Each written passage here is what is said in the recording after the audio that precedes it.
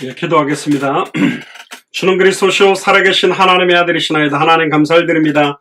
오늘 창세기 25장을 통하여 큰 자는 어린 자를 섬기리라 말씀하신 하나님의 작정이라는 제목으로 하나님의 말씀을 대언합니다.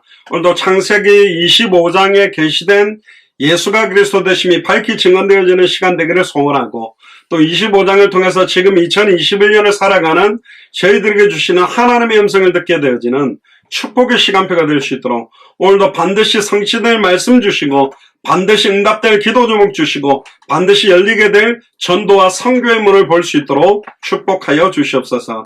감사를 드리며 승리하신 주 예수 그리스도 이름으로 감사하며 기도드리옵나이다. 아멘. 오늘 제목이 큰 자는 어린 자를 섬기리라 말씀하신 하나님의 작정이라는 제목으로 하나님의 말씀을 선포하겠습니다. 미국의 그 플로리다 마이애미라는 쪽에 큰 건물이, 해변에 있던 건물이 무너져가지고 100명 넘는 사람이 지금 죽어서 예전에 그 한국의 삼풍백화점처럼 안타까운 그런 현장이 나오게 됐습니다. 너무너무 안타깝고요. 근데 그 건물이 그냥 무너진 게 아니라 전조가 있었죠. 계속 물이 새고 벽에 금이 가고 무너질 것 같다는 여러 가지 이야기가 있었음에도 불구하고 그 건물을 보수공사하거나 새로 고칠 생각을 안 하고 있다 보니까 시간표에 왕들은 무너져 버린 겁니다. 안타깝게도.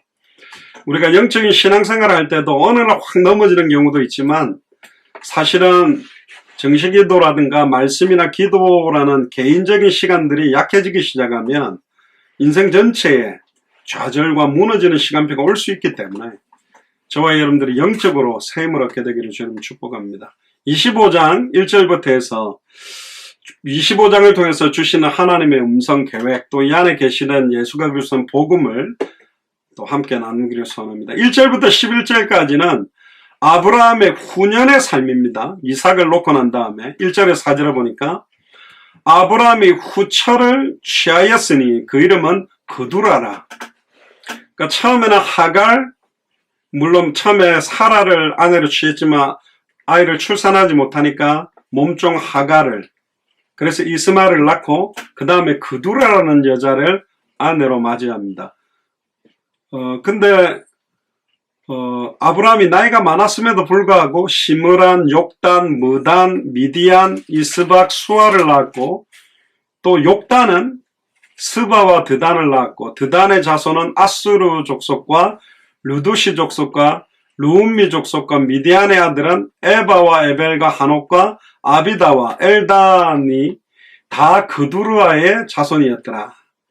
여기서 이제 아수르 족속이 나오는데, 여기에 뒤에 나오는 이스라엘과 대적을 했던 그 아수르 족속이냐 아니냐, 좀 이거는 고고학적으로 좀 말은 있습니다. 어쨌든 이 본문에서는 아브라함이 사라가 죽고 난 다음에 이삭이 결혼하고 난 다음에 후처를 취해서 자녀를 낳았다는 표현들이 나타나고 6명의 아들을 낳았습니다. 5절에서 6절에 보니까 아브라함이 이삭에게 자기 모든 소유를 주었고, 사실은 이스마엘과 하갈은 쫓겨나게 됐고요.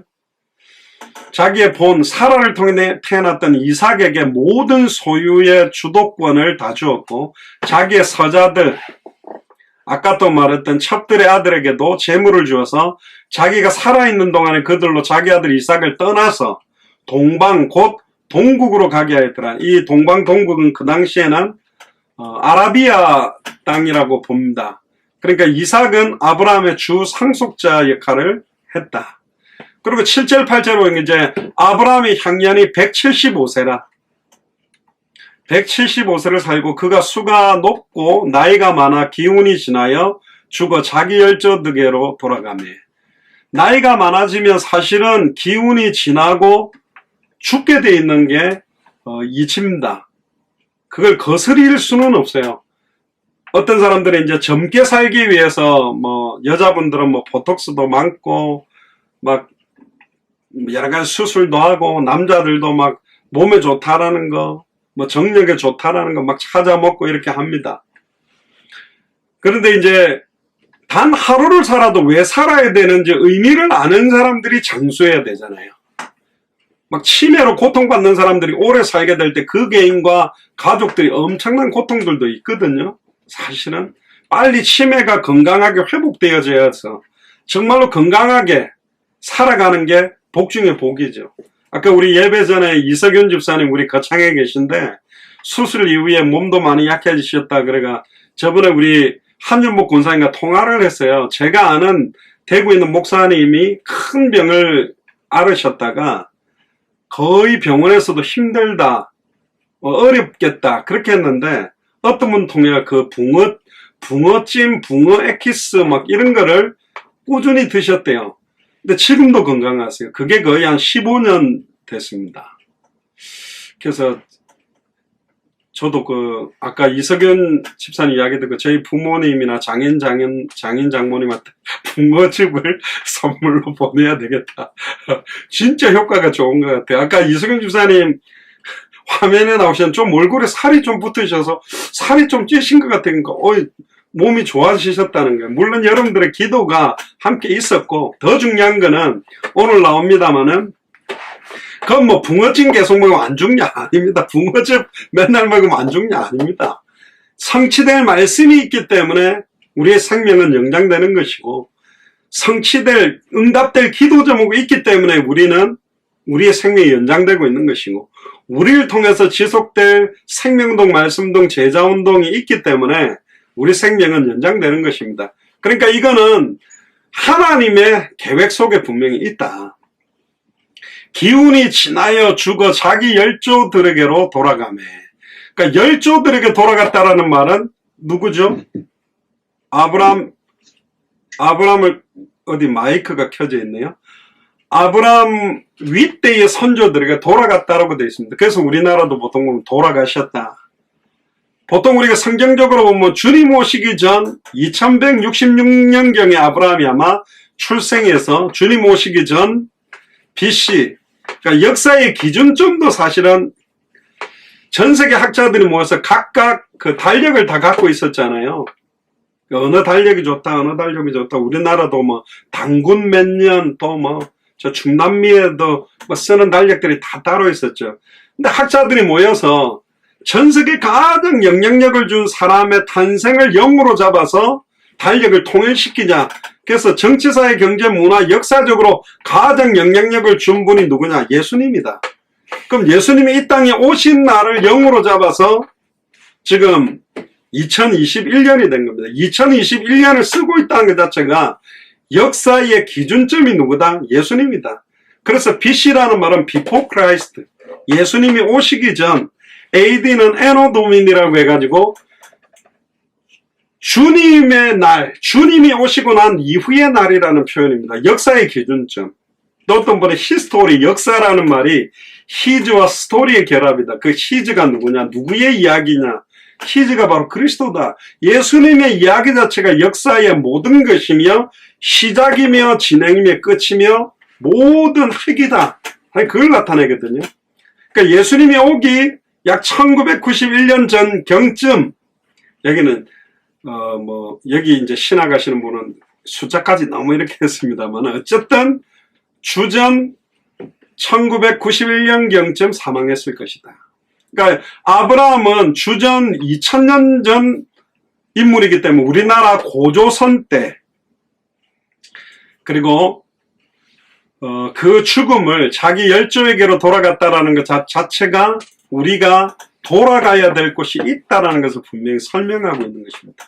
9절에 11절에 보면 그 아들 이삭과 이스마엘이 그를 마물의 앞 헷 족속 소알의 아들 에브론의 밭에 있는 막벨라 굴에 장사하니. 아브라함이 죽고 나니까 이스마엘도 왔던 것 같아요. 이삭과 이스마엘이 이렇게 표현되어 있기 때문에 아브라함과 그 아내가 거기 장사됩니다. 아브라함이 죽은 후에 하나님이 그 아들 이삭에게 복을 주셨고 이삭은 브엘라엘로이 근처에 거하였다. 12절부터 18절에 보면 이스마엘의 이제 자손들을 설명합니다. 12절부터 18절에 보면 아마 왜 성경이 이삭 기준인데 이스마엘을 먼저 했을까? 아마 나이적으로 형이기 때문에 그래도 이스마엘을 먼저 집어넣은 것 같은데요, 모세가. 12절부터 18절에 보면 사라의 여종 애굽인 하갈이 아브라함에게 낳은 아들 이스마엘의 후예는 그러하고 이스마엘의 아들들의 이름은 그 이름과 그 세대로 이와 같으니라. 이스마엘의 장자는 느바요시오.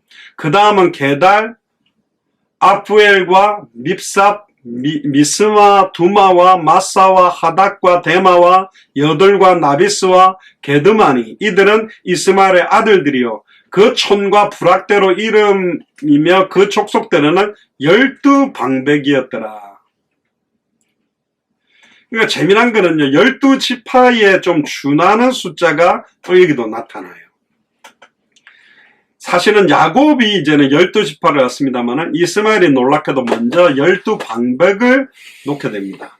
이스마엘은 향년 137세의 기운이 지나여 죽어 자기 열조에게로 돌아갔고 그 자손들은 하윌라로부터 아수르로 통하는 애굽 앞 술까지 이르러 그 모든 형제의 맞은편에 가하였다.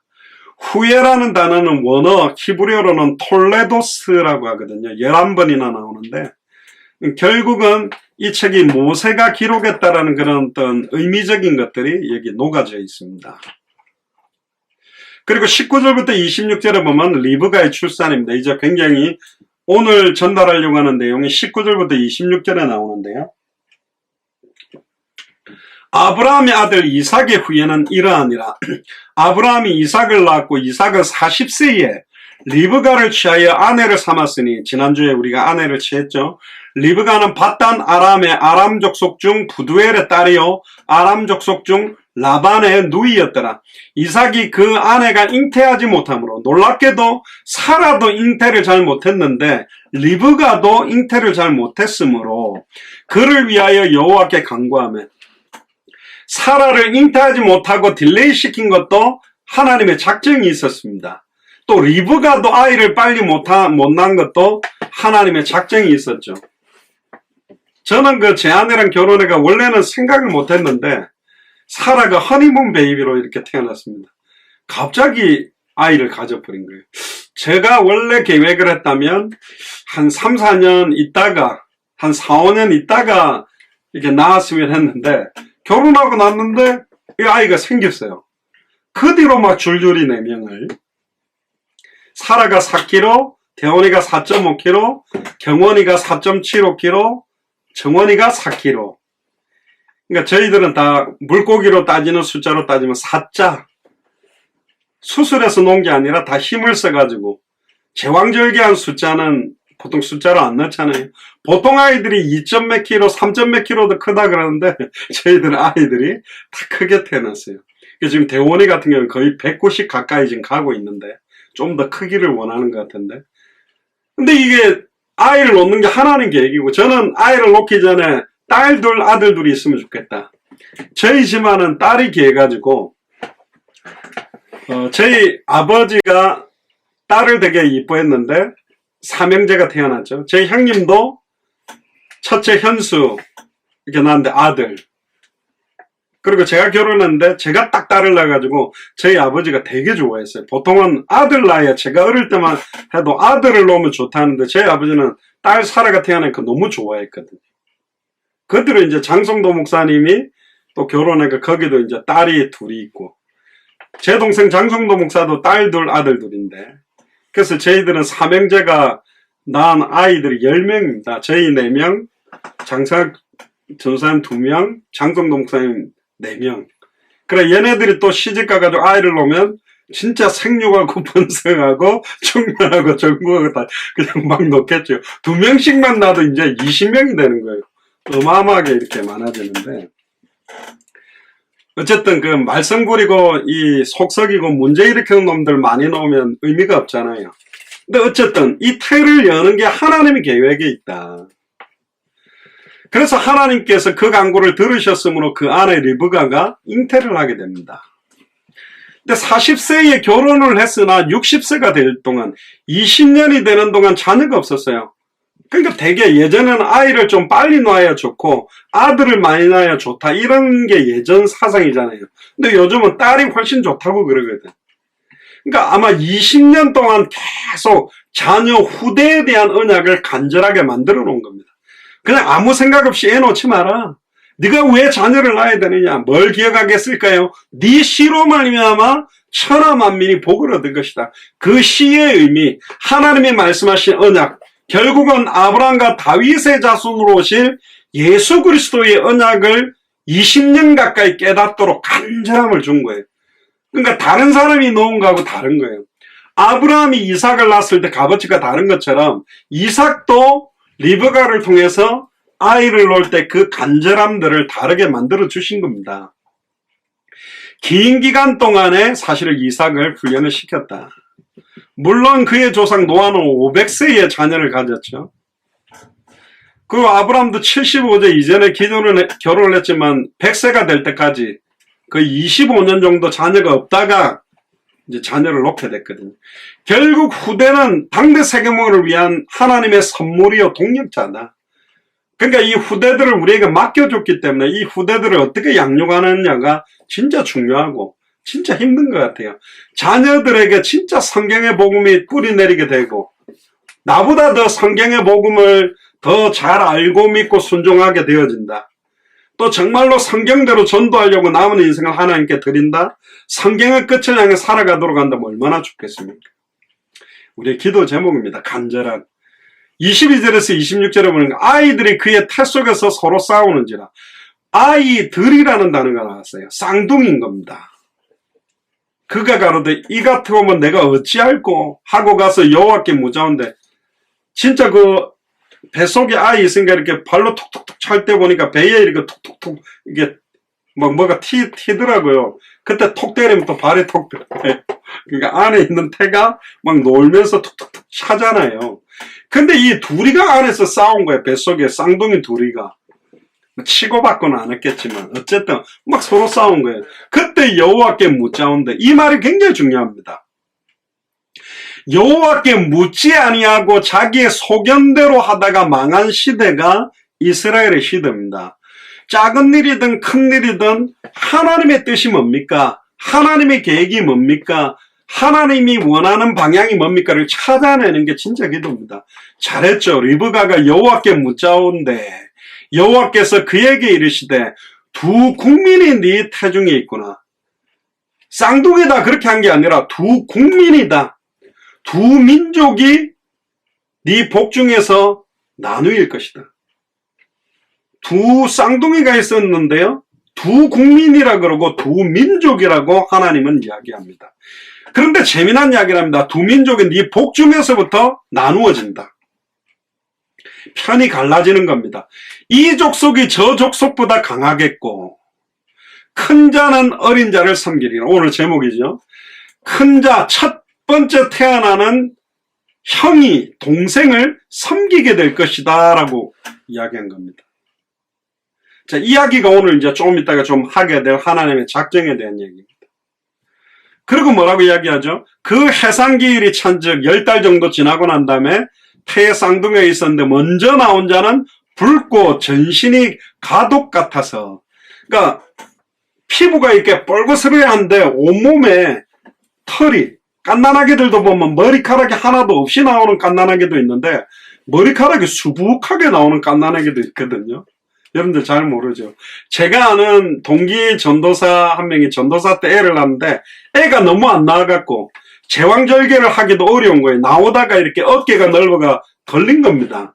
그러니까 병원에서 그 머리에다가 죄송합니다. 화장실에 이렇게 뭐 뚫는 거 있잖아요. 그것처럼 고무로 된 앞잡기로 애기 머리를 딱 잡고는 땡기는데 잘 안 나온 거예요. 근데 너무 많이 땡겨놨더니 딱 나왔는데 진짜 저는 그 애 낳았다고 축가에 애를 봤는데 웃기더라고요. 우주인처럼 머리 위에가 이렇게 진짜로 이렇게 올라왔더라고요. 거짓말 하나도 안 못되고 머리가 이렇게 너무 이걸 잡아 당겨갖고 머리가 이렇게 늘어져가지고 우주인 머리처럼 됐어요. 심각할 정도. 근데 뭐 병원에서는 이거 잘하면 자리 잡으니까 괜찮습니다.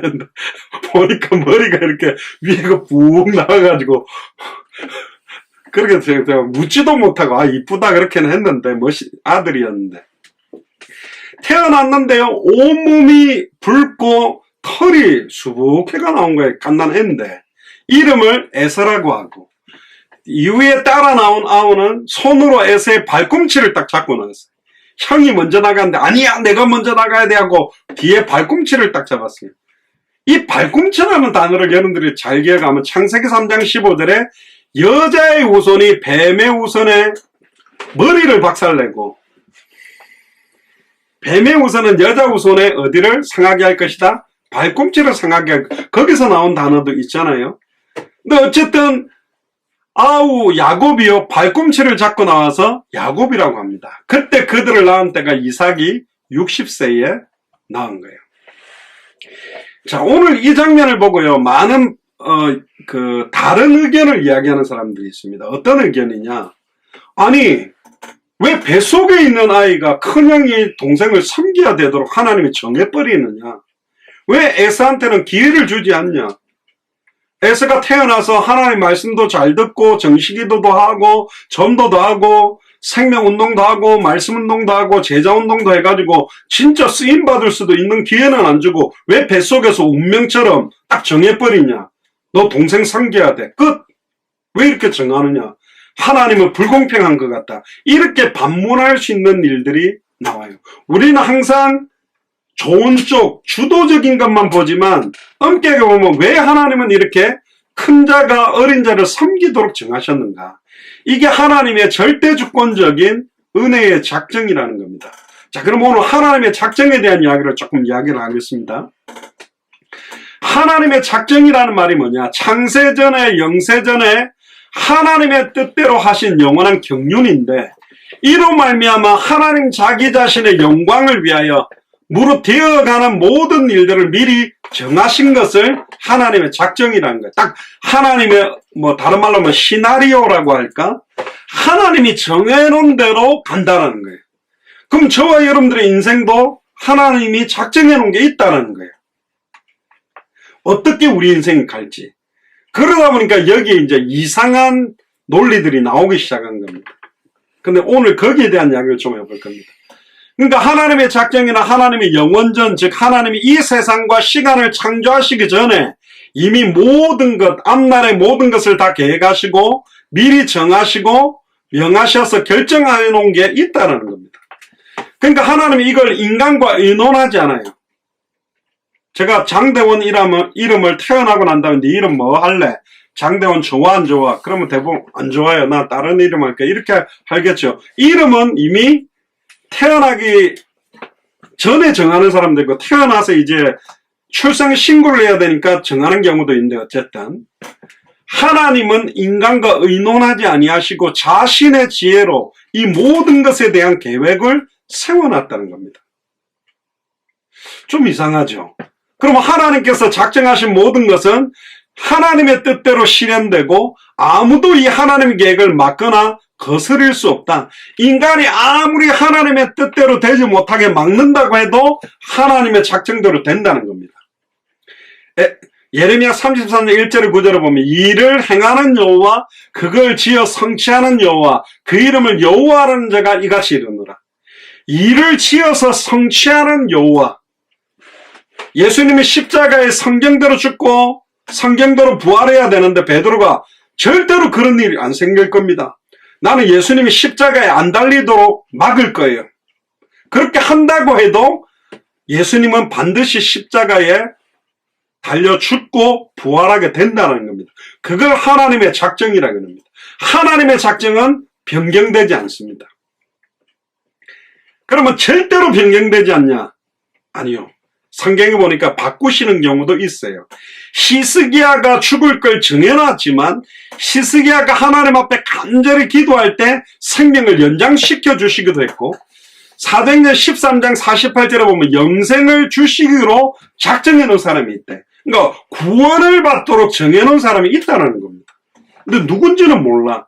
그래서 우리가 모든 사람이 복음을 듣도록 전하는 거예요. 이걸 보고 어떤 사람은 그러면 하나님은 사랑의 하나님이 아니다. 왜 정해놓냐?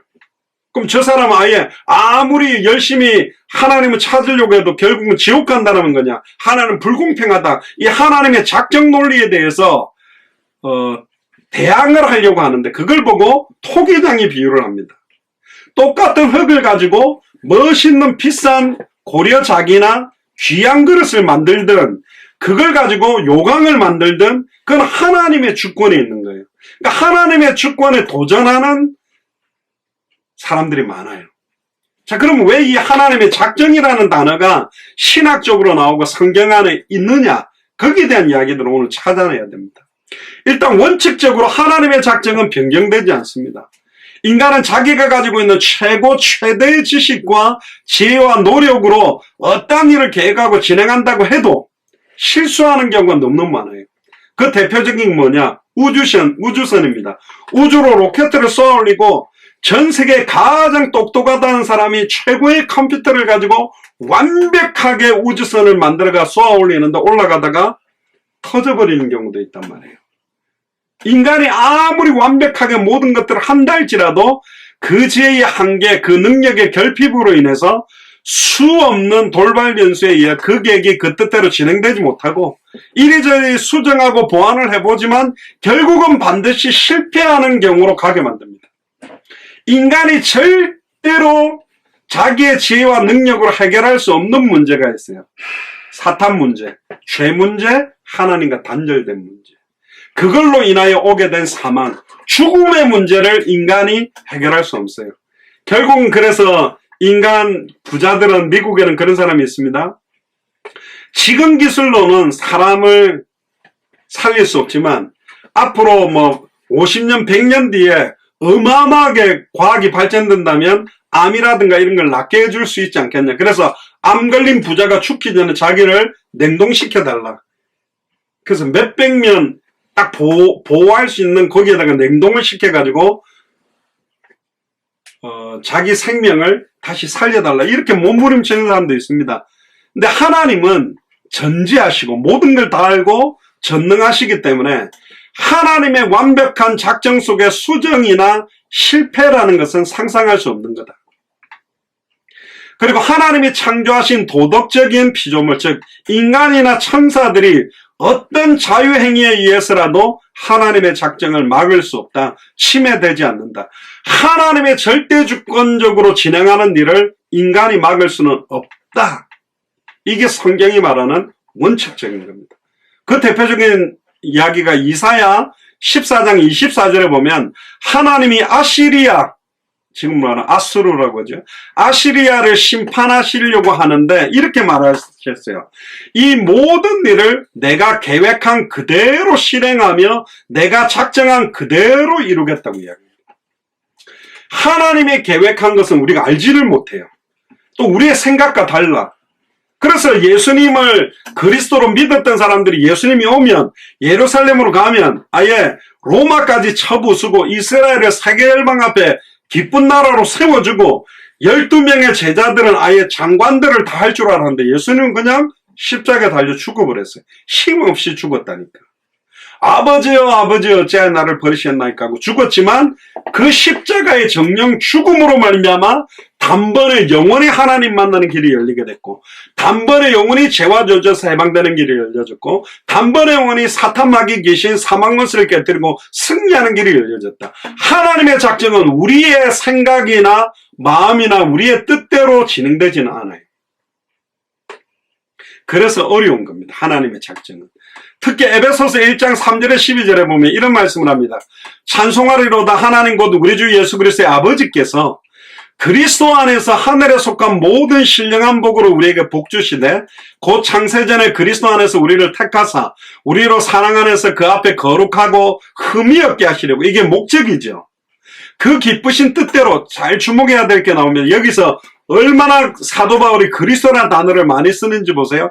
찬송하리로다 하나님 우리 주 예수 그리스도의 아버지께서 또 씁니다. 그리스도 안에서 또 곧 창세전에 그리스도 안에서 우리를 택하사 우리로 사랑 안에서 그 앞에 그가 누구죠? 그리스도 앞에 거룩하고 흠이 없게 하시려고 그 기쁘신 뜻대로 그가 누구죠? 예수님입니다. 우리를 예정하사 예수 그리스도로 말미암아 자기의 아들들이 되게 하셨으니 이는 그의 사랑하는 자 안에서 그의 사랑하는 자가 누구죠? 예수님입니다. 우리에게 거저 주시는 바 그의 은혜의 영광을 참여하게 하라는 것이 이게 목적이죠.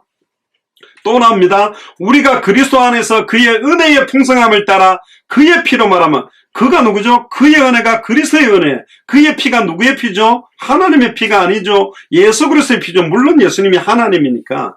그러나 여기서 말하는 건 그리스도의 피로 말미암아 구속고 제사함을 받았으니 이는 그가 예수 그리스도입니다. 모든 지혜와 총명으로 우리에게 넘치게 하사 그 뜻의 비밀, 예수 그리스도의 뜻의 비밀을 우리에게 알리셨으니 곧 그 기쁘심을 따라 그리스도 안에서 때가 찬 경륜을 위하여 예정하신 것이니. 자, 이제 중요합니다.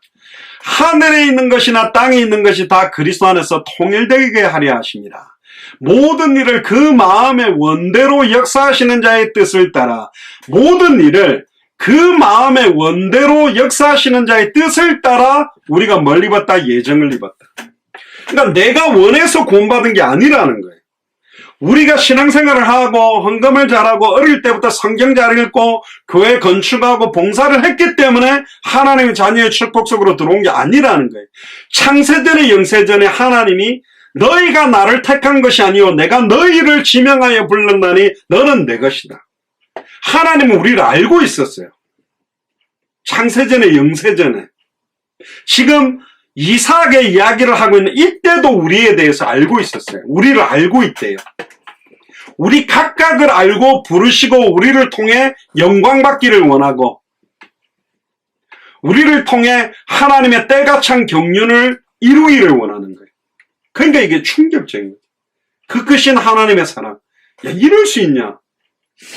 어떻게 하나님이 창세전에 영세전에 나를 알고 나를 이렇게 선택하셔서 인도하시지? 그러니까 그걸 보고 성경에 보면 신묘막측하다. 신기하고 오묘하고 측량할 수 없는 게 있다. 나는 왜 코가 이렇게 생겼어? 나는 왜 머리가 이렇게 나빠? 나는 왜 앞을 못 봐? 나는 왜 다리가 한쪽이 정상적이잖아? 여러 가지 불평할 수 있는데 하나님은 창세전에 영세전에 우리에게 일어나는 모든 일들을 작정해 놓았다는 겁니다. 결론적으로는 그걸 가지고도 하나님이 우리를 통해서 뭘 받기를 원한다? 영광 받기를 원해요. 찬송 받기를 원해요. 조금 이따가 설명하겠습니다만, 그러면 하나님이 다 정해놓고 정해된 대로 되면 그게 무슨 의미가 있어요? 근데 놀랍죠? 아브라함 보고 이삭을 바치라고 할 때 분명히 하나님의 작정 속에 있었지만 아브라함이 진짜 칼을 들고 이삭을 죽이려고 할 때 하나님이 깜짝 놀라면서 아브라함아 이삭에게 손대지 마라. 이제야 네가 참으로 나를 경하는 줄을 내가 알겠다. 뒤에도 나옵니다. 하나님 우리를 로봇으로 만들어 놓은 게 아니에요. 하나님이 원하는 대로만 움직이도록 만드는 조정해 놓은 로봇가 아닙니다. 그럴 것 같으면 내가 원하는 대로 움직이면 기뻐할 일이 뭐 있어요? 그냥 잘 되네. 내가 해놓은 대로 되네. 그렇게 하지만 자유의지를 주셔서 하나님의 형상대로 창조해서 시편 8편에 보면 하나님보다 조금 못하게 하나님의 뜻을 선택할 수도 있고 거절할 수도 있는 상태로 만들어놨어요. 저와 여러분들이 지금부터 하나님 뜻 반대로도 살 수 있어요. 자유의지를 줬다니까. 그러니까 반대로 살 수 있는데도 불구하고 세상이 더 좋아서 세상을 사랑할 수 있는데도 불구하고 예를 들면 만약에 아담이요 너무너무 예쁜 여자들이 많은데 하와는 너무너무 못생기고 막 이상하게 생겼는데 그 여자는 바라보지도 않고 하와를 사랑했다면 진짜 사랑한 거지. 그러니까 아담은 사랑할 여자가 한 명밖에 없었어요. 선택의 여자가 없어요. 그러니까 내 뼈 중에 뼈요 살 중에 살이라고 사랑한다고 했겠지. 하나님은요 당대 세계복만한 언약 성경의 복음이라는 내용, 성경의 전도라는 것, 성경의 끝이라는 방향이 다른 방향, 다른 방법, 다른 내용으로 달려갈 수 있는 게 너무 많아요. 조금만 이걸 사람들이 듣기 좋은 소리로 만들어주면 조금만 이걸 사람들을 위로하고 사람들에게 은혜롭게 하는 쪽으로 전환시켜주면 사람들도 버글버글 모이게 되고 사람들에게 존경도 받고 인정도 받고 있게 되지만 진짜 성경이 말한 복음 그대로 성경이 말하는 전도 그대로 성경이 말하는 것 그대로 말하면 죄송합니다. 목사님들끼리 이런 말을 한답니다. 복음만 전하면 교회가 부흥이 안 된다는 거라. 여러 가지 프로그램도 하고 이것저것 해야 된다는 거지. 그래서 많은 사람들이 욕구를 맞춰주기 위해 대형교회는 막 기가 막힌 프로그램, 눈물 흘리는 거, 사랑을 실천하는 거, 막 다양한 거를 갖다가 막 잡아 돌려가지고 사람들이 원하는 걸 만들어줘서, 요즘 현대시대는 기호가 다 다양하니까 음식도 생선 좋아하는 사람이 있고 베지테리안도 있고 뭐 야채 좋아하는 사람도 있고 육고기 좋아하는 사람이 있으니 다양한 거를 섞어서 이렇게 하게 만들었는데, 이렇게 논리를 정한 거다. 특히 이사야 46장 9절 10절에 보면 너희는 옛적 일을 기억하라. 나는 하나님이라. 나 외에 다른 이가 없느니라. 나는 하나님이라. 나 같은 이가 없느니라. 내가 종말을 처음부터 구하며. 그러니까 계시록에만 종말이 있는 게 아니라 창세기로부터 처음부터 66권마다 하나님의 종말, 하나님의 심판, 다시 오실 그리스도에 대한 언약이 함께 있었다니까요. 계속. 내가 종말을 처음부터 구하며 아직 이루지 아니하는 일을 예적부터 보이고 이르기를. 그러니까 모세를 통해 창세기 3장 15절에 여자의 후손이 뱀의 머리를 박살낼 것, 사탄의 머리를 박살낼 것, 그리고 발꿈치가 상하게 될 것, 죄를 짊어지고 십자가에 죽을 것. 그러니까 여자의 후손이라는 말은 참 선지자 직분이 있는 거예요. 여자의 후손이란 말은 아담의 후손이 아니라는 거죠. 아담의 후손이라는 것은 남자와 여자의 씨가 만나서 아담과 하와이의 씨로 말미암아 태어난 후손들이 아담의 후손입니다. 아담의 후손은 100% 죄인이에요. 죄인은 죄 문제를 해결할 수 없고, 죄인은 하나님 앞에 갈 수가 없고, 죄인은 사탄을 이길 수가 없다. 남자와 여자의 씨가 만나서 태어난 사람은 사탄 문제, 죄 문제, 하나님과 단절된 모든 문제의 근본 원인 세 가지를 해결할 수가 없다. 그래서 필요한 게 누구죠? 여자의 후손. 여자의 후손이란 말은 뭐죠? 남자의 씨가 아니라 성령으로 말미암아 벌전 메리, 동정녀 마리아 몸에 성령으로 잉태돼서 태어났기 때문에 100% 사람이지만 죄 없는 100% 하나님으로 오셔야만. 왜 사람의 몸을 입어야 됩니까? 정령 죽어주기 위해. 사람은 절대로 부활할 수 없습니다. 예수님이 부활하신 이유는 100% 하나님이기 때문에. 그래서 창세기 3장 15절에 여자의 후손이라는 말은 하나님 만나는 길을 열었다는 거고, 뱀의 머리를 깨뜨렸다는 말은 사탄 사망권세를 깨뜨린 참된 왕에 대한 의미고, 발꿈치를 상했다는 말은 3일 동안 죽었던 죄를 짊어지고 죽음에 대한 참된 제사장 직분에 대한 거다. 그래서 창세기 3장 15절에는 참된 선지자, 참된 제사장, 참된 왕에 대한 언약이 녹아있고, 그래서 피 흘림이 없은 즉 죄사함이 없다. 원래는 아담과 하와가 죄를 지어서 죽어야 되는데 정령 죽으리라는 말씀이 그날에 성취 안 됐어요. 누가 죽었어? 그러나 아담과 하와는 안 죽었어요. 누가 죽었죠? 창세기 3장 21절에 짐승 한 마리를 데리고 와서 아담과 하와를 대신하여 죽이고 피 흘리고 피 묻은 가죽옷을 입혀줌으로 아담과 하와의 죄가 용서받았어요. 그 피 묻은 가죽옷, 그게 누구를 상징하냐? 피제사, 번제. 그래서 구약시대 때는 피제사를 해야만 우리의 죄가 사함을 받고 하나님을 만나는 예배가 오는 것이다. 결국 처음부터 예적부터 아직 이루지 아니한 일들을 계속 보여줬고, 나의 모략이 설 것이니 내가 나의 모든 기뻐하는 것을 이루리라. 하나님은 계획해놓고 그걸 지어 성취하고 움직이신다. 자, 그러면 질문이 있어요. 그러면 하나님은 수많은 죄에 대해서도 작정하신, 죄를 조정하신 조정자 아니냐?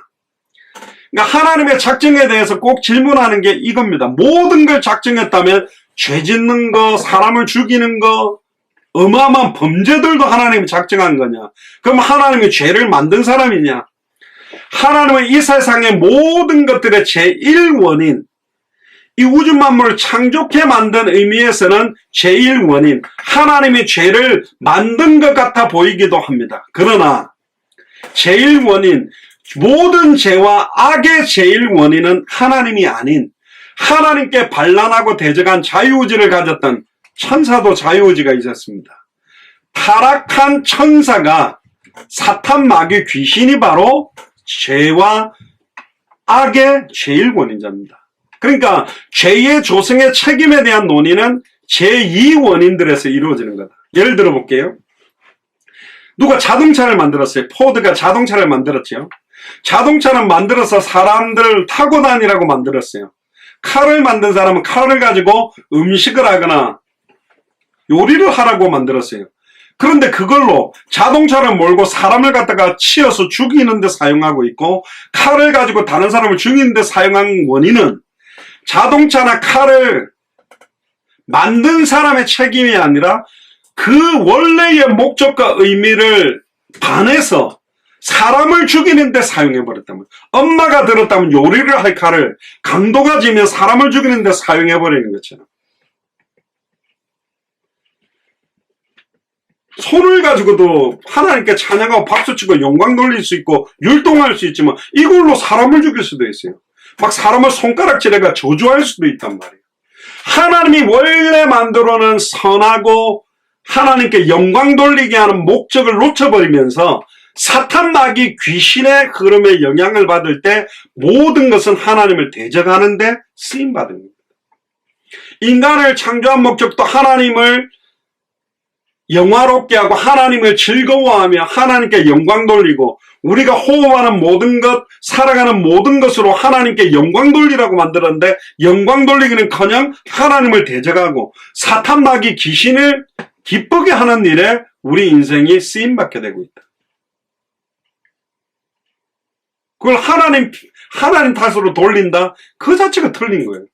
하나님 작정에 대한 이야기를 하고 있는데 사람들은 그럼 하나님이 악도 만든 거 아니냐? 자꾸 이렇게 하는 겁니다. 죄를 짓는 것은 제2 원인자인 행위자, 자기 자유와 의지에 의해 결정하고 선택한 겁니다. 자기가 그렇게 결정하고 선택한 데는 반드시 뭐가 따르죠? 책임과 징벌이 따르는 거예요. 왜 신호를 만들어 놨습니까? 빨간불에는 차가 서고 녹색불에는 가라는 건 뭐죠? 그게 만들어진 규칙이에요. 그걸 어기고 가는 순간에 일어난 사고에 대해서는 자기가 책임을 져야 되는 겁니다. 출애굽기 10장 1절에 보면 여호와께서 모세에게 이르시되 바로에게로 들어가라. 내가 그의 마음과 그 신하들의 마음을 완강케 함은 나의 표징을 그들 중에 보이기 위함이다. 제가 많이 이야기하는 거잖아요. 바로왕을 강팍케 한 이도 여호와여, 모세를 보낸 이도 여호와다. 그럼 바로왕이 강팍하도록 작정하는 것도 하나님의 작정 속에 있고, 모세를 보낸 것도 하나님의 작정 속에 있다면 하나님은 그러면 나쁜 분 아니냐? 왜 바로의 마음을 완강하게 만들어놨을까? 그 신하들이 마음문 열고 아멘, 나도 하나님 섬기기 원해요, 나도 광야로 가서 번제를 드리기를 원해요. 왜 그런 은혜를 주지 않았냐? 아니요, 하나님의 섭리와 하나님의 작정 안에 있는 거라 우리는 모르고, 그러면 바로왕이나 그 신하들은 무조건 모세가 하나님에 대한 메시지를 해도 완강하게 거부만 하는 거냐? 모세는 하나님의 은혜 속에 있었고 바로왕과 그 신하들은 하나님의 은혜 속에 있지 않는 거예요. 그러면 그들은 무조건 악만 행하도록 만들었냐? 아니요. 그들은 자기들의 자유의지와 자기들의 선택이 있었지만 은혜 밖에 있기 때문에 아무리 그들이 선택한다고 해도 은혜 안으로 들어올 수는 없는 거라는 거예요. 그러니까 참 이게 안타까운 거죠. 인간의 생각으로 보면 불공평해 보이는데 거꾸로 돌려보면 하나님은 이 땅의 모든 사람을 노아 시대처럼 홍수로 다 멸해버릴 수도 있는 분입니다.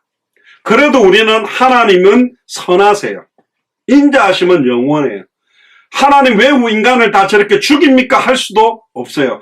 그럼에도 불구하고 우리에게 생명을 주시고 은혜 속에 들어와서 우리가 선택을 받았다는 것 자체가 사실은 은혜라니까. 약간 어렵죠. 어렵습니다. 이걸 완벽하게 설명할 수는 없어요. 그럼 하나님은 작정하신 것을 바꾸기도 하냐? 바꾸기도 하셨어요. 희석의 생명을 연장시키는 것처럼 또 빨리 당기기도 하세요. 그래서 우리가 당대 생애와 시간표를 앞당기도록 우리가 더 생명을 걸고 뛰자라는 이유가 뭐냐? 하나님의 절대주권 안에 모든, 마태복음 24장 14절에 이 천국복음이 모든 민족에게 증언되기 위하여 온 세상에 전파되는 그제야 끝이 오는 그 방향을 향해 우리가 올인하며 살아야 된다니까. 200개 나라와 2000개가 넘는 미전도부족 국가의 모든 주의 종들과 교회가 일어나서 정말로 이 복음 전하기 시작하면 다시 오실 그리스도의 시간표가 앞당겨질 수 있는데 많은 사람들이 반작용적인 역할을 하고 있는 겁니다. 결국 바로의 모든 심리적인 작용의 의지나 자유는 선택은 하나님 안에 있지 않다는 거예요. 결국은 그는 그 자신의 죄된 추악하고 더러운 마음을 따라 하나님을 대적하는 겁니다. 그러니까 사탄이 회개하고 주님 앞에 돌아가 영접하고 구원받을 수 있냐? 사탄 마귀 귀신은 하나님의 작정과 은혜 안에 있지 않는 거예요. 그러면 하나님 나쁜 분이네요. 왜 사탄 마귀 귀신은 구원 안 시켜줍니까? 아니요. 자기 자유의지를 가지고 지극히 높은 자와 비기고 하나님을 대적하는 결정을 하고 자기는 끝까지 하나님을 대적하는 겁니다. 간혹 보면 전에 우리가 그런 이야기 한번 해드렸죠.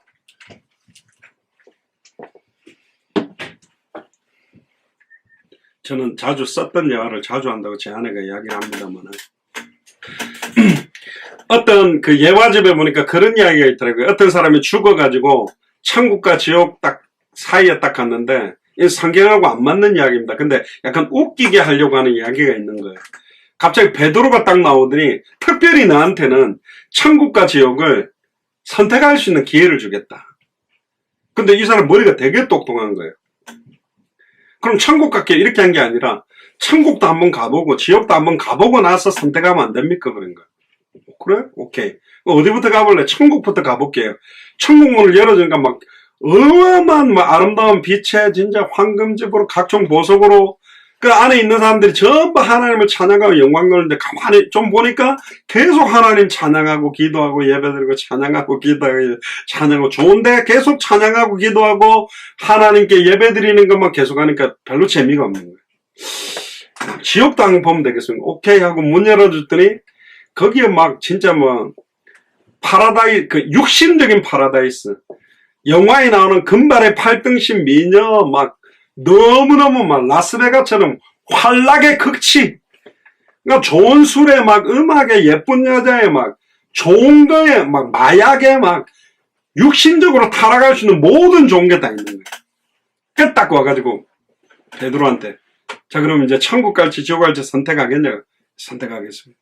어디 갈래? 그러니까 천국이 좋긴 한데 내 체질은 딱 지옥에 맞는 것 같다. 그럼 지옥 갈래? 진짜냐? 예. 후회 안 하냐? 예. 오케이 들어가라고 딱 열어준 거예요. 근데 웬걸 들어가자마자 이 사람을 갖다 불구덩이에 집어 던져보더래. 그러니까 막 뜨거 너무 뜨거운 거예요. 그때 거기 있던 사타마귀 귀신한테 질문을 했겠다. 그럼 뭐냐? 그냥 해봐. 아니 아까 그렇게 예쁜 여자 막 술 마약 이게 가득 있었는데 왜 다 없고 나를 왜 불구덩이 난 여기 오려고 했는데 거기 가려고 했는데 왜 나를 갖다가 여기 넣었냐 했을 때 그 사탄마귀 귀신이 한 말이 너무 웃긴 말이죠. 네 아까는 관광비자로 왔기 때문에 그런 거 본 거고 지금은 시민권을 받아서 온 거기 때문에 넌 불구덩이로 들어가는 거다. 그러니까 시민권 받은 사람은 불로 들어가는 거다.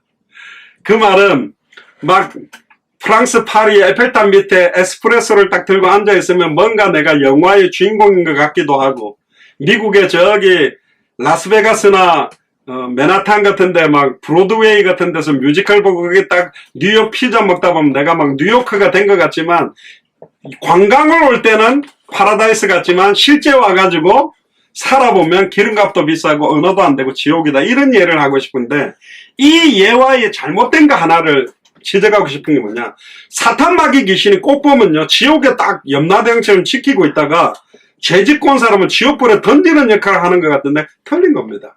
지옥은 원래 사탄마귀 귀신이 불구덩이에 들어가도록 하나님 만들어 놓은 거예요. 근데 왜 사람은 거기 따라 들어가냐? 하나님을 만나는 길, 죄와 저주에서 해방받는 길, 사탄마귀 귀신 사망원수를 깨뜨리고 승리하는 길을 믿지 아니하고 사탄의 말을 믿고 사탄 우상 숭배하고 죄악을 섬기다가 같이 따라 들어가는 거예요. 그래서 여호와 증인들은 하나님은 지옥을 만들 분이 아니라 사랑의 하나님이다. 지옥이 없다 그러는데 아니요. 지옥은 반드시 있습니다. 사탄 마귀 귀신들도 그 지옥에 들어가 있습니다. 지옥 불구덩이에 있는 거예요. 자기들은 지옥에서 그냥 편안하게 있다가 들어오면 불구덩이인가 이렇게 엮는 역할이 아니라 다 거기에요. 웨스트민스터 신앙고백서 3장 1항에도 보면 하나님은 죄의 조성자가 아니다. 하나님은 죄를 만드는 분이 아니다. 제2 원인들의 자유나 우발성이 제거되지 않고 오히려 확립된다. 그러니까 인간이 하나님으로부터 선과 악을 분별할 수 있는 힘을 가지고 있는데도 불구하고 악을 선택한. 그럼 죄나 악이 왜 존재하고 있냐? 그거는 하나님 만들어 놓은 건 아니요. 하나님의 은혜가 결핍된 것, 은혜가 임하지 않는 곳이 바로 죄와 악의 상태예요. 예수를 그리스도로 영접해야만 너희가 하나님의 성전인 것과 하나님의 성령이 너희 안에 거하는 것을 알지 못하니. 그러니까 예수를 그리스도로 영접지 않은 자의 마음속에는 예수님이 하나님의 영 성령이 거하지 않기 때문에 그들 안에는 아무리 그들이 선하고 착한 일을 한다고 해도 그들의 영혼과 생각과 마음은 죽은 영이요 그 속은 악이 임해 있는 곳이라니까요. 빛이 없는 곳이 바로 어둠이잖아. 그러니까 빛이 임하게 될 때는 그 악은 없는 거예요. 그래서 하나님이 모든 것을 작정하셨다는 생각을 할 때 또 어려움이 뭐냐? 그럼 인간은 도덕적인 자유가 없냐? 모든 게 하나님 계획에 있다면 내 마음대로 해도 하나님 뜻대로 갈 거 아니냐? 그 대표적인 게 게임 계속 하는 애한테 야 네가 세계복만 했는데 게임하면 돼. 엄마 불신앙하지 마세요. 내가 계속 게임해도 하나님이 나를 사랑하면 어느 날 내 마음을 바꿔서 공부하게 만들겠죠. 나 건들지 마세요. 난 게임할 거예요. 하나님의 작정에 대한 도전은 그렇게 말하는 게 아니에요. 그건 하나님을 시험하고 대적하는 거라니까. 참새 한 마리가 팔리고 떨어져서 죽는 운명까지도 하나님의 완벽한 섭리와 계획 안에 들어있다. 하나님은 실수하지 않습니다. 거기는 하나님의 어마어마한 계획이 있습니다. 심지어 우리처럼 예수를 그리스도로 알고 믿고 순종하며 특히 200개가 나와 2000개가 넘는 미전도 부족 국가를 살리기 위해 기도하는 우리의 모든 안고 일어섬도 하나님의 미리 계획하신가 크신 하나님 안에 있다는 거예요. 영생주식으로 작정해 놓은 사람들이 있다면 구원받을 사람들을 살리기 위한 전도자들과 선교사들과 다시 오실 그리스도의 시간표를 놓고 기도하는 사람들은 작정을 한 사람입니다. 옆 사람한테 이야기하세요. 당신은 하나님의 작정 속에 있는 사람입니다. 우리는 꼭두각시가 아니고 로봇가 아닙니다. 하나님은 자유행위를 할 수 있는 선택할 권한을 줬어요.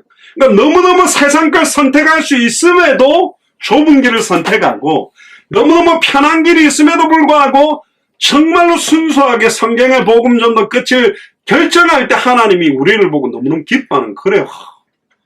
저놈이 계속 게임해도 되는데 게임 안 하고 말씀 읽고 기도하고 전도하고는 그때 하나님이 너무너무 그걸 기뻐한다는 거예요.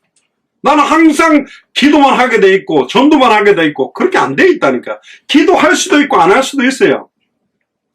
그러니까 아담과 하와는 죄를 지을 수도 있고 안 지을 수도 있는 선택이에요.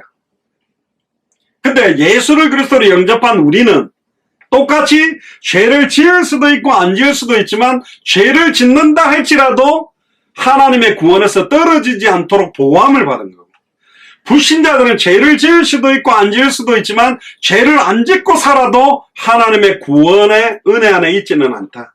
천국 가면 어떻게 되냐? 우리는 죄를 지을 수 없는 단계거든요. 그걸 보고 영화라고 그럽니다. 지금 이 땅에서 우리가 성화의 단계, 죄악된 세상과 싸우는 거예요. 우리가 예수를 그리스도로 영접해서 구원받았지만 아직 우리가 육체를 입고 해서 죄성이 있는 기질, 나의 말투라는가 성격이라는 이게까지는 안 바뀌어 있거든. 죄성이 있는 몸을 입고 있죠. 또 사탄이 아직까지 공중권세를 잡고 사탄마귀 귀신이 돌아다니면서 우는 사자처럼 두루다니며 우리를 삼키려고 공격하고 연약한 걸 건드리죠. 우리가 세상 사람들하고 함께 살기 때문에 싸움이 필요하다. 그래서 하나님의 작정을 믿으면서 우리는 선한 걸 분별하고 시극히 선한 걸 분별하며 영적인 싸움할 책임이, 의무가 우리에게 있다는 겁니다. 예수님이 가룟 유다에게도 이러죠. 인자는 자기에 대하여 기록된 대로 가거니와 인자를 파는 그 사람에게는 화가 있으리로다. 그 사람은 차라리 낮에 아니하였으면 제게 좋을 뻔하였느니라 하시니라. 마가복음 14장 21절에 가룟 유다에 대한 얘기. 그 사랑이 많은 예수님도 가룟 유다에 대해서는 차라리 나지 않았으면. 그러니까 창세전에 영세전에 가룟 유다는 예수님을 팔도록 작정된 사람이라는 거예요. 아니 그럼 가룟 유다가 예수님하고 제자로 따랐는데 왜 그걸 팔게 됐습니까? 가룟 유다는 한 번도 예수님을 그리스도라고 고백한 적이 없습니다. 랍비라고 불렀습니다. 선생으로. 예수님을 정확하게 알지 못했고 믿지 못했고 영접하지 않았던 존재. 그러니까 사단이 예수 팔 생각을 가룟 유다에게 집어넣었다 그랬는데 예수를 그리스도로 알고 믿는 사람은 집어넣어도 그대로 하지 않습니다. 베드로는 예수님을 모른다고 3번이나 부인하고 저주까지 했지만 예수님은 팔지 않았습니다. 십자가에 거꾸로 달려 죽었습니다. 주와 복음을 위해. 그게 하나님의 은혜죠. 그러니까 이 두 가지 다른 면이 있어요. 너무 어려워요.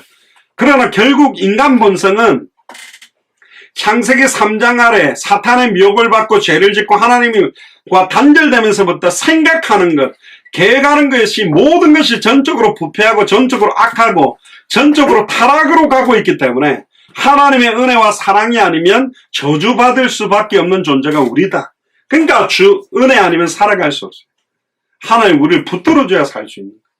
계속 우리는 인간의 종노릇하고 살아갈 수 없다. 그럼에도 불구하고 연약한 인간이 자신의 힘으로 몸부림치고 힘으로 안 되는 예수 그리스도의 은혜로 말미암아 하나님의 작정과 섭리를 바라보고 전심으로 하나님의 말씀을 따라 인도받을 때 하나님 기뻐하는 거예요. 그러니까 인도할 수 있도록 만들어 놓은 게 아니라니까. 우리 의지를 주어놨어요.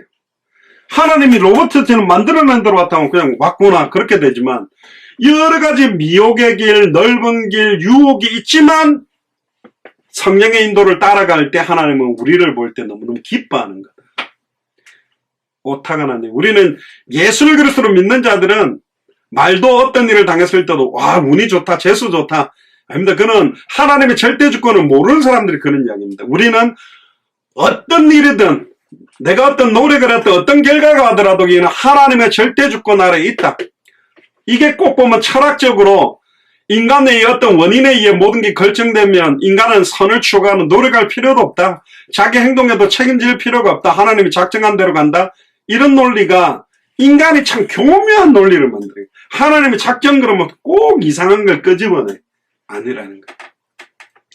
인간의 작정은 인간의 논리적 사고를 따라 나오는 교훈이 아니고 성경에서 말하는 내용입니다. 그래서 네 뱃속에 네 태 속에 두 국민이 있고 두 민족이 있고 큰 자가 어린 자를 섬기리라는 것은 하나님의 작정이다. 하나님이 그렇게 해나가기를 원하는 거예요. 그러니까 이걸 가지고 하나님 왜 이렇게 만들었냐 할 수는 없다. 그 이유가 뭐였냐? 똑같은 조건을 줬지만 27절에서 34절에 나오는 장면 때문에 그렇습니다. 에서가 장자의 명분을 팔아버려요. 그 아이들이 장성하며 에서는 익숙한 사냥꾼인 거로 들 사람이 되고 완전 터프가이죠. 나쁜 남자.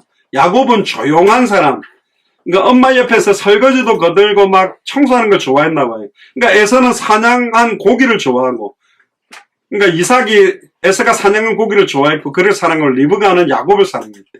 그러니까 이삭은 솔직히 말하면 인간적으로는 야곱보다는 에서가 더 좋고 엄마 리브가는 야곱을 사랑했대요. 근데 아마 리브가가 자기 태 속에 있었을 때 큰 자가 어린 자를 섬길 거라는 언약을 알고 있었던 것 같아요. 그래서 어떻게 하면 하나님의 언약이 성취될지 이걸 생각했던 거예요. 근데 29절에 34절에 보니까 어떤 일이 생깁니다. 야곱이 죽을 쓰고 있었어요.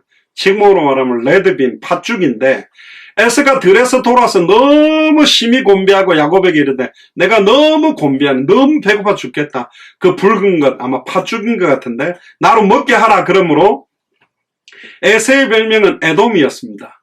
야곱이 가로되 형의 장자의 명분을 오늘 내게 팔라. 이상한 말을 합니다.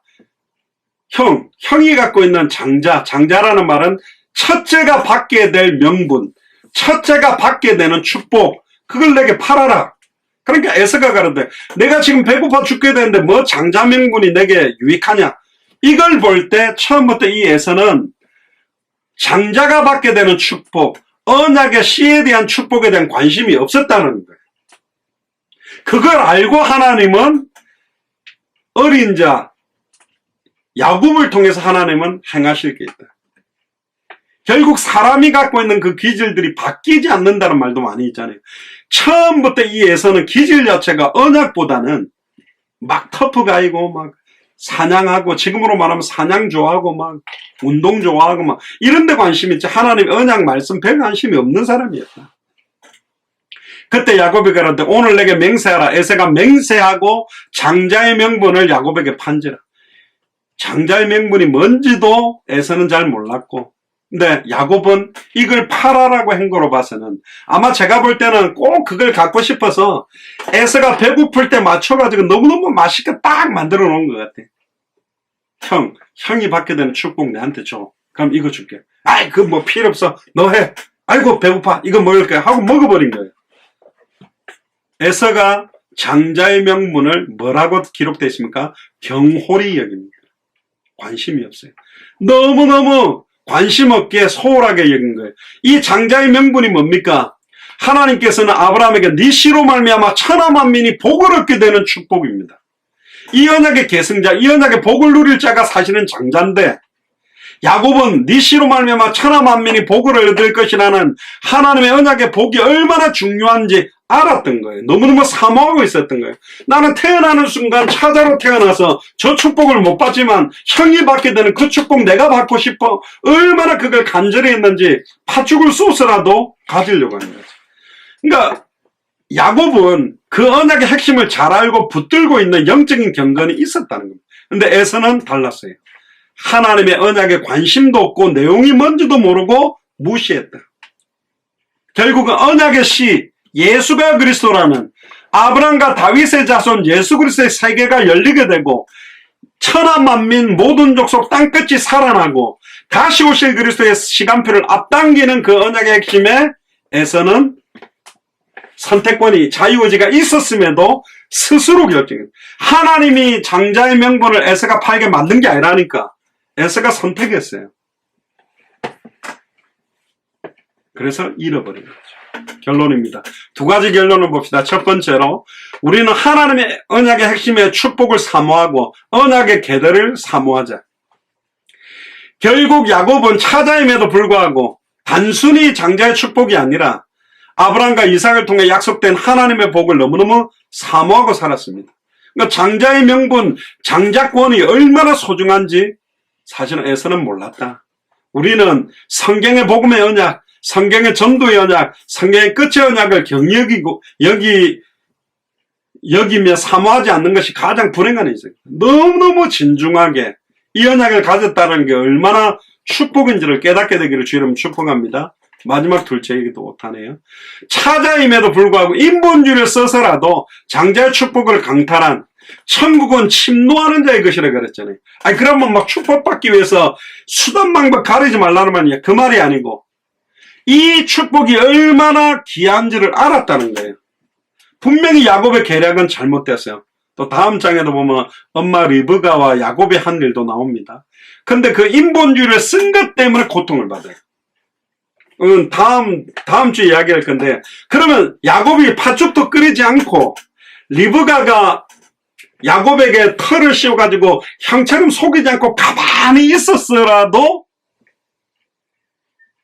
언약의 계보는 누구한테 오죠? 사실은 야곱에게 온다 말이에요. 근데 그 중간에 인본주의를 써서 선택했다 할지라도 그 중심은 좋지만 인본주의로 인한 고통은 받는다 말이에요. 그러니까 절대로 인본주의 쓰지 말고 진짜 말씀이 성취되는 방향으로 우리가 인도를 받아야 됩니다. 한 가지 여기서 잘했다라고 보는 거 하나 성경이 강조하는 거는 야곱은 장자가 받게 되는 명분, 축복이 얼마나 귀한 것인지 야곱은 너무너무 잘 알고 있었다. 그러니까 그거 너무너무 좋아했다는 거예요. 그래서 큰 자는 어린 자를 섬길 수밖에 없었습니다. 리브가는 아마 어릴 때부터 자기 가까이 있는 야곱에게 네 시로 말미암아 대적의 문을 얻고 천하만민이 복을 얻게 될 것이다라는 메시지를 줬던 것 같아요. 어떤 면에서는 야곱은 했지만 에서가 만약에 안 팔았다면 가지고 갈 수 있잖아요. 근데 형 에서에게 어떤 면에서는 합법적으로 장자권을 샀다.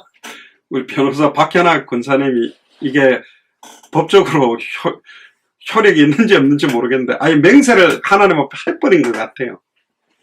지금으로 말하면 사인하고 지장 찍고 태태태 한 것 같은데 에서는 맹세하며 그걸 팔았기 때문에 이거는 법적으로 그래서 결국은 다음 주에도 나옵니다. 그 장자의 명분의 축복을 에서는 하나도 받을 수가 없다라는 거예요. 하나님께로부터 온 그 언약의 축복, 이 세상 그 어떤 것보다 더 귀한 겁니다. 이거보다 더 큰 축복이 없다니까.